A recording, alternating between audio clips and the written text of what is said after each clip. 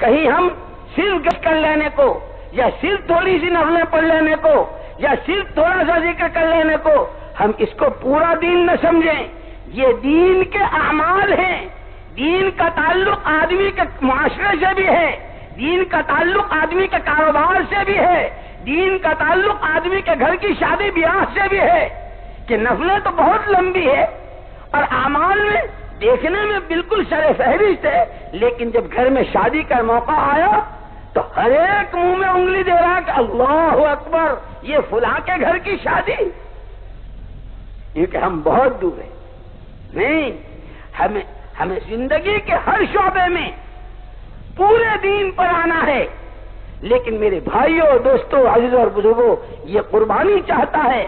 بغیر قربانی کے, بغیر اطاعت کے اور بغیر اللہ کی رضا کے جذبے کے, نہج حضور کا ہو, نیت صرف اللہ کو راضی کرنے کی ہو, اصولوں کی پابندی ہو اور جان و مال کی قربانی ہو, پھر خدا نے اس میں اتنی طاقت رکھی ہے.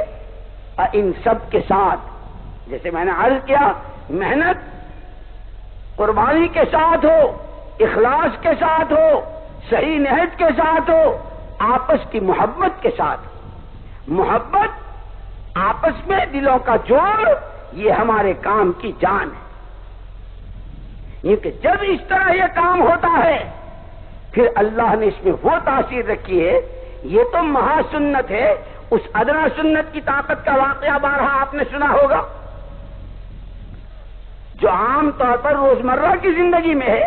مسواک بارہا آپ نے سنا کہ خط آیا وہاں سے امیر المومنین کے نام کہ صاحب اتنے دن ہو گئے, کبھی اتنا وقت نہیں لگا ہے پتہ کرنے میں اور میدان جیتنے میں, اور ہمارے ساتھ بڑی بڑی طاقتیں ہیں.